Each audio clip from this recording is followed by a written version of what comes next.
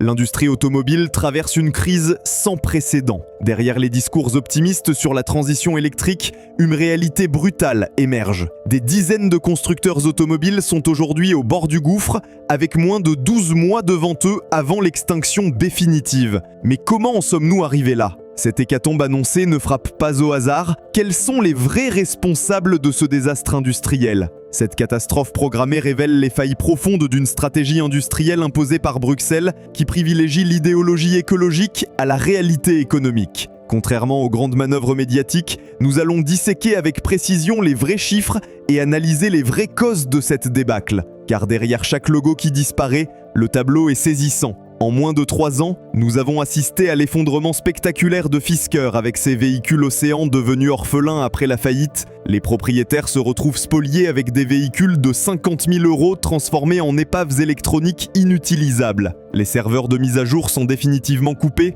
rendant toute évolution logicielle impossible. Northvolt, ce prétendu champion européen des batteries, s'est effondré en novembre 2024 avec une dette colossale de 5,84 milliards d'euros pour seulement 30 millions d'euros de réserve. Britishvolt a subi le même sort dramatique, emportant avec elle les espoirs britanniques d'autonomie dans les batteries lithium-ion. Mais l'hécatombe ne s'arrête pas là. Aujourd'hui, une nouvelle vague dévastatrice de constructeurs vacille dangereusement. Polestar ne survit que grâce aux perfusions financières de Geely, avec un prêt-relais d'urgence de 950 millions de dollars accordé début 2024. Lucid Motors brûle littéralement ses liquidités avec une hémorragie financière sans précédent. Ses pertes trimestrielles dépassent allègrement les 600 millions de dollars. Cette crise révèle une vérité que l'establishment refuse obstinément d'admettre. L'électrique pure n'est pas une solution industrielle viable sans subvention massive et continue. La physique économique demeure implacable. Les coûts de développement d'une plateforme électrique dépassent systématiquement les 10 milliards d'euros pour atteindre une échelle véritablement rentable.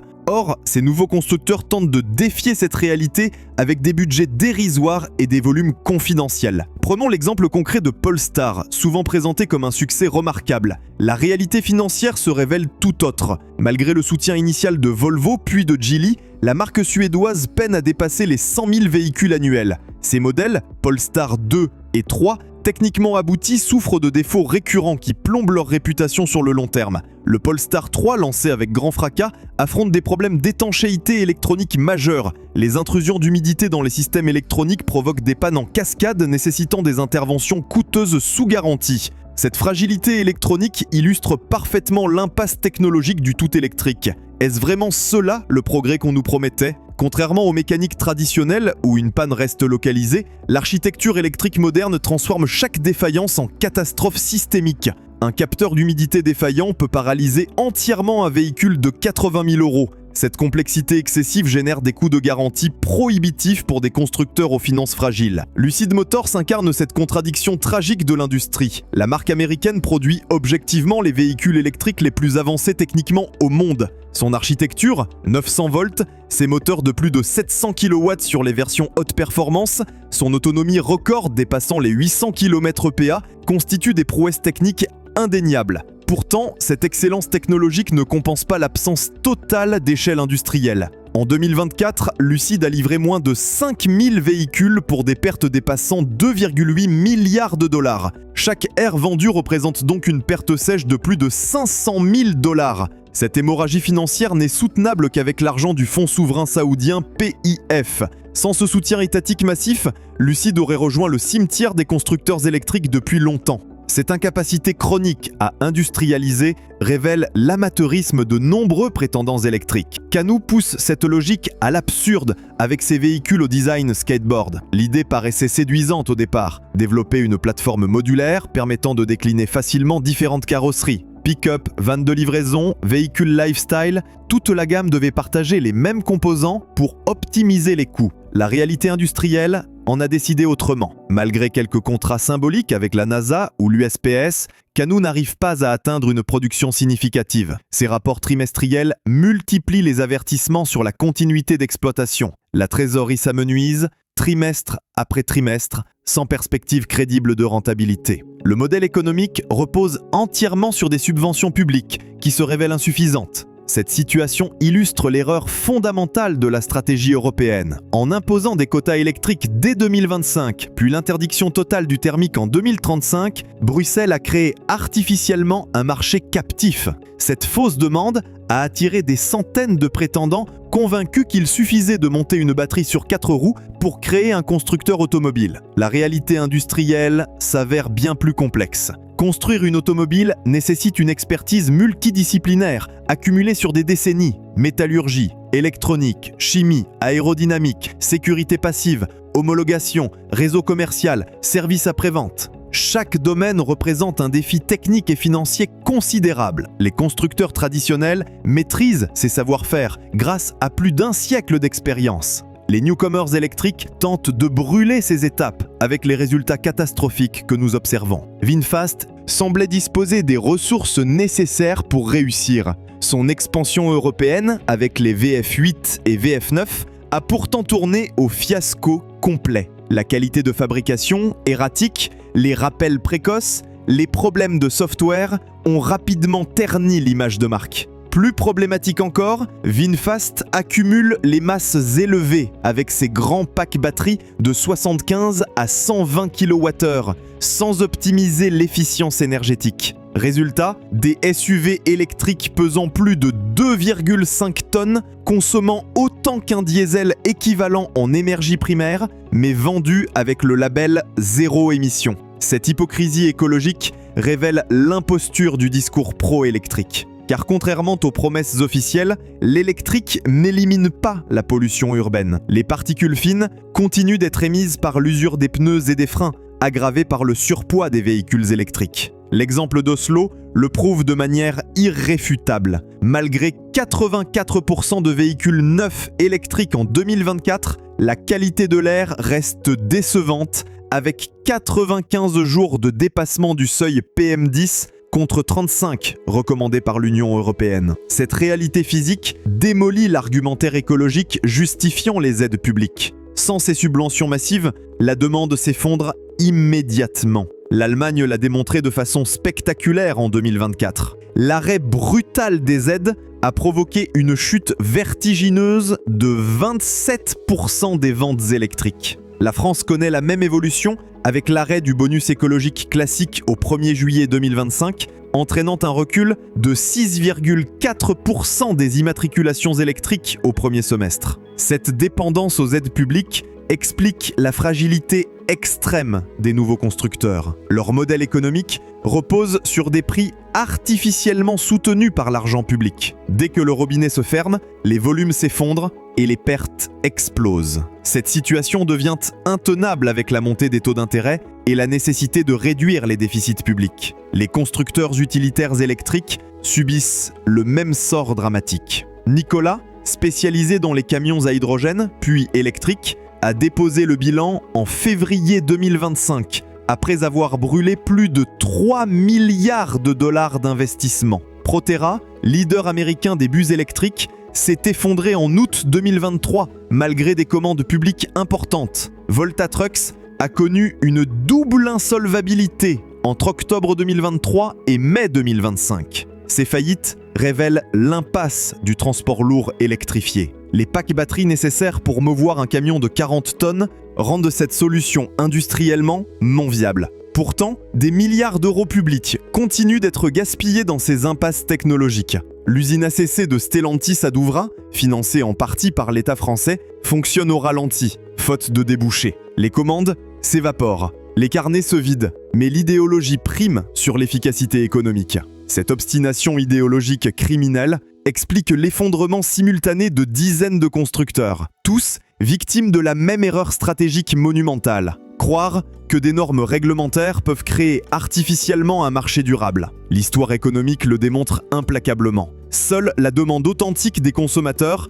peut soutenir une industrie sur le long terme. Or, cette demande naturelle n'existe pas pour l'électrique. Les enquêtes le confirment de façon répétée. Seulement 9% des Français envisagent l'achat d'un véhicule électrique, selon une étude de Louat 2025. Les freins principaux restent le coût d'achat, la durée de recharge et surtout les frais de remplacement des batteries. Cette réticence massive explique l'effondrement des ventes privées, compensée artificiellement par les flottes d'entreprises contraintes par la fiscalité. Cette distorsion de marché a permis l'émergence de dizaines de prétendants sans substance industrielle réelle. Beaucoup n'ont jamais dépassé le stade du prototype ou de la microsérie. Sono Motors et son Sion à panneaux solaires, Lightyear avec sa berline ultra efficiente, Byton et ses écrans géants, Aways et ses SUV connectés, tous ont promis la révolution avant de sombrer dans l'indifférence ou la faillite. Cette hécatombe était prévisible pour les observateurs de l'industrie automobile. Créer un constructeur nécessite des investissements colossaux,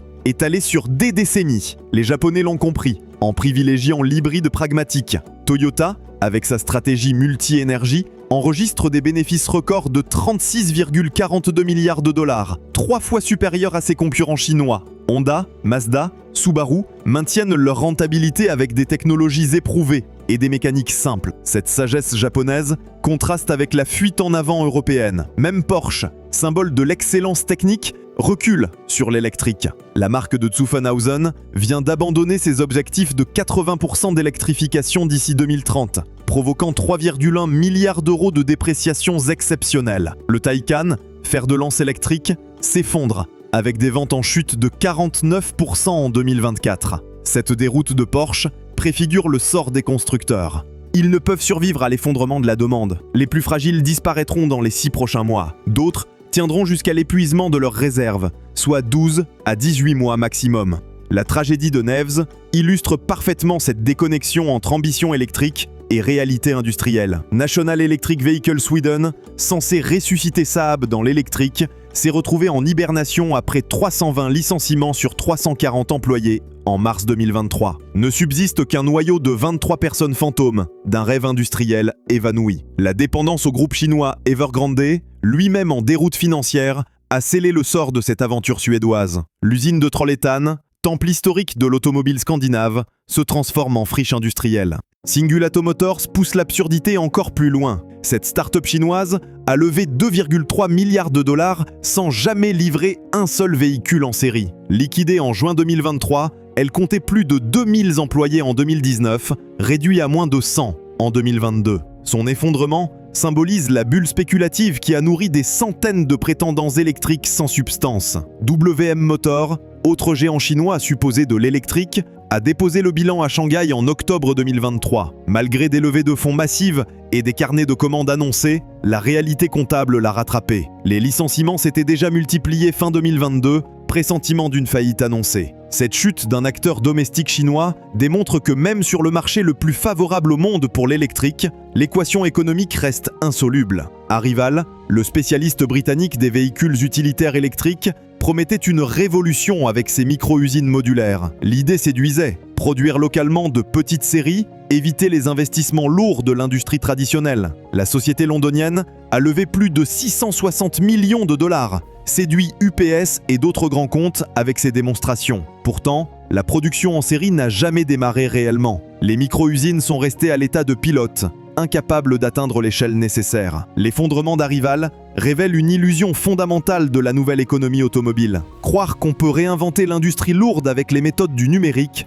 conduit à l'impasse. L'automobile exige des investissements colossaux, des chaînes de production complexes, une logistique mondiale. Aucune start-up ne peut reproduire en quelques années ce que Toyota, Volkswagen ou General Motors ont construit en un siècle. Unity Sweden incarnait cette même utopie scandinave. Ayant déposé le bilan en avril 2022 sans livrer le moindre véhicule, Unity démontre l'amateurisme de nombreux prétendants nordiques. La faillite de Northvolt, Britishvolt, NEVS dessine un cimetière européen de la batterie et de l'électrique qui devait nous rendre indépendants. Cette réalité impose une révision complète de la stratégie industrielle européenne. L'interdiction du thermique en 2035 doit être reportée, voire annulée. Les constructeurs survivants doivent retrouver la liberté technologique pour développer les solutions les plus pertinentes. Hybride, bioéthanol, hydrogène, diesel propre, toutes les pistes méritent exploration, plutôt qu'un dogme électrique mortifère. Cette défiance massive du public scelle le sort des constructeurs électriques purs. Sans demande spontanée,